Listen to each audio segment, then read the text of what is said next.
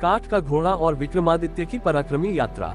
राजा विक्रमादित्य, जिन्हें अपनी न्यायप्रियता और वीरता के लिए जाना जाता था, एक दिन अपने दरबार में बैठे हुए थे। उनके सामने एक अजनबी व्यक्ति खड़ा था, जिसने हाथ में एक काठ का घोड़ा पकड़ा हुआ था।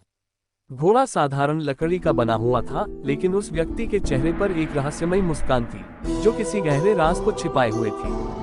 वह व्यक्ति बोला, महाराज, ये काठ का घोड़ा ना कुछ खाता है, ना कुछ पीता है, और जहाँ चाहो इसे ले जाओ। राजा विक्रमादित्य ने ध्यान से उस घोड़े को देखा और फिर उस रहस्यमयी व्यक्ति के चेहरे को। कुछ तो गड़बड़ थी, यही सोचते हुए राजा ने दीवान को बुलाया और 1 लाख सोने के सिक्के उस व्यक्ति को दे दिए। दीवान अचंभित था, लेकिन राजा के आदेश का पालन किया और सिक्के उस व्यक्ति को दे दिए।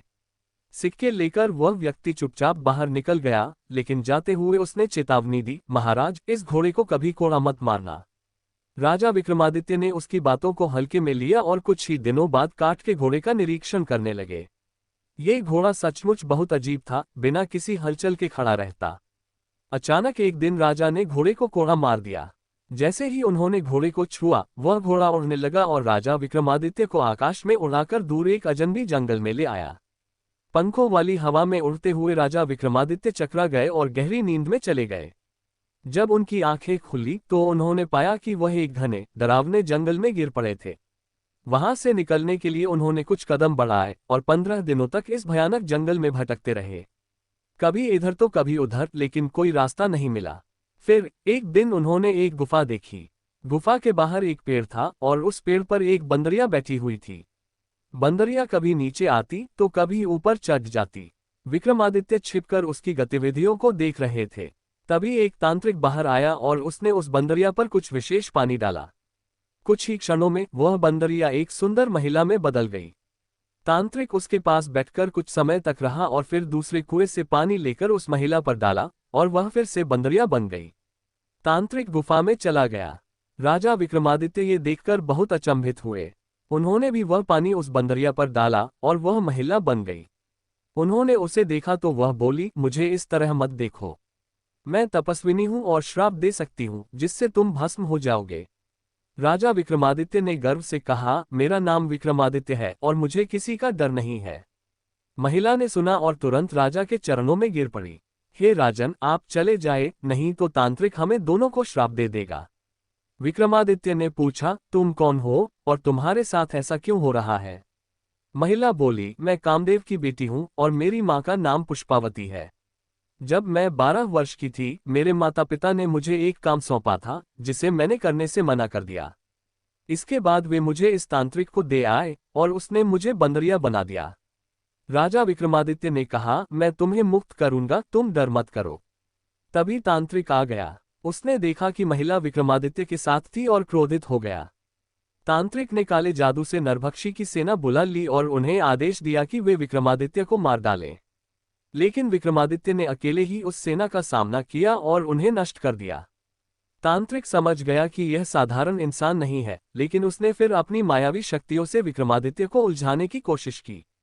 विक्रमादित्य ने बेताल को आह्वान किया। बेताल के आ जाने पर तांत्रिक की शक्तियां नष्ट हो गईं और वह विक्रमादित्य के पैरों में गिरकर माफी मांगने लगा। विक्रमादित्य ने उसे पाताल लोक भेज दिया और महिला के साथ लौटकर अपने महल पहुंचे। रात को महल में विश्राम करते हुए राजा विक्रमादित्य को एक महिला की चीख सुनाई दी। वह जल्दी से अपने घोड़े पर सवार हो गए और चीख की दिशा में निकल पड़े। थोड़ी दूर जाने पर उन्होंने देखा कि एक महिला भाग रही थी और पीछे एक विशाल राक्षस उसका पीछा कर रहा था। महिला विक्रमादित्य के पास आए और मदद मांगी। राजा ने राक्षस को चुनौती दी। दोनों के बीच भयंकर युद्ध हुआ। विक्रमादित्य ने राक्षस को मार गिराया, लेकिन राक्षस पुनः जीवित हो गया। उसने बताया कि उसकी जान उसकी पेट में रहने वाली मोहिनी से जुड़ी हुई थी। विक्रमादित्य ने मोहिनी को पकड़ लिया और राक्षस को फिर से मरा हुआ पाया। महिला ने बताया कि वह सिंघल द्वीप के एक ब्राह्मण की पुत्री है। राक्षस ने उसे अपनी पत्नी बनाने के लिए पकड़ लिया था।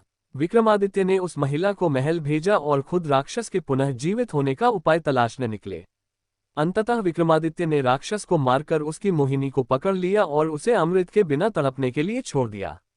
राजा विक्रमादित्य का पराक्रम अब पूरी दुनिया में प्रसिद्ध हो चुका था। एक दिन उन्होंने अपने राज्य में भोज का आयोजन किया, जिसमें सभी दरबारी, ब्राह्मण और व्यापारी आमंत्रित थे। भोज में एक ब्राह्मण ने कहा कि विक्रमादित्य सबसे बड़े दानी हैं, लेकिन एक और राजा है जो प्रतिदिन 1 लाख सोने के सिक्के दान करता है। विक्रमादित्य ने बेताल से कहा कि वह उन्हें उस राजा के राज्य में ले जाए।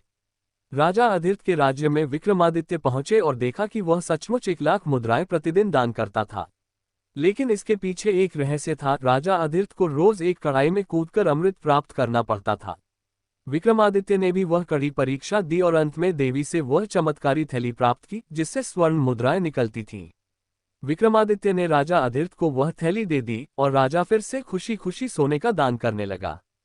विक्रमादित्य ने यह साबित किया कि सबसे बड़े दानी वे हैं जिन्होंने अपने प्रजा के भले के लिए अपना सब कुछ न्योछावर किया।